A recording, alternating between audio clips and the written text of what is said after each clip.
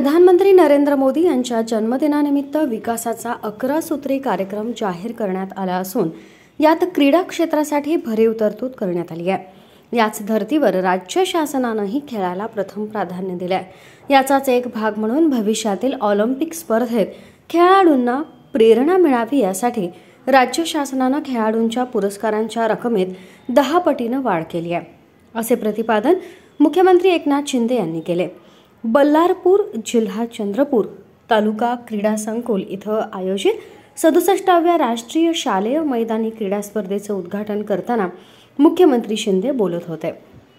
तर बल्लारपूर इथं आयोजित राष्ट्रीय क्रीडा स्पर्धेच्या माध्यमातून भविष्यात मेडल प्राप्त खेळाडू मिळतील अशी अपेक्षा उपमुख्यमंत्री देवेंद्र फडणवीस यांनी व्यक्त केली।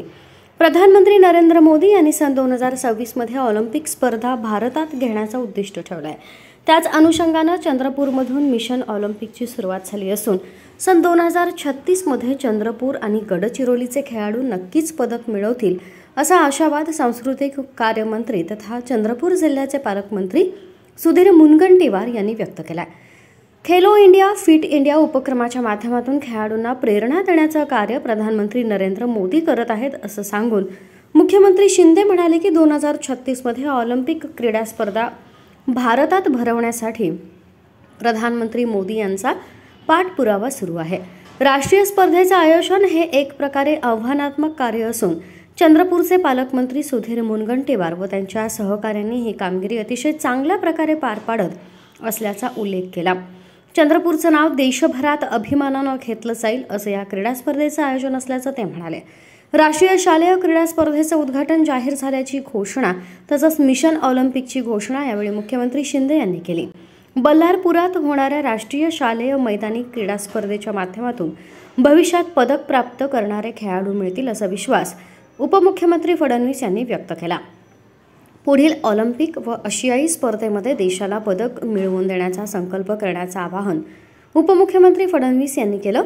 राष्ट्रीय शालेय क्रीडा स्पर्धेतून भविष्यात देशाचे नाव कमावणारे खेळाडू निर्माण होतील अशी अपेक्षा त्यांनी व्यक्त केली। उपस्थित सभी खिलाड़ी और उपस्थित सभी बहनों और भाइयों, मैं सबसे पहले आप सभी का इस नेशनल स्कूल एथलेटिक्स टूर्नामेंट में बहुत बहुत स्वागत करता हूं और मुझे पूरा विश्वास है कि ये टूर्नामेंट बहुत ही सफल होगी।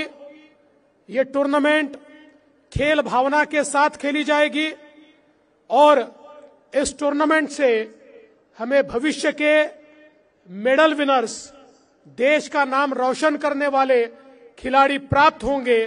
इसलिए मैं सभी खिलाड़ियों को बहुत बहुत शुभकामनाएं देता हूं।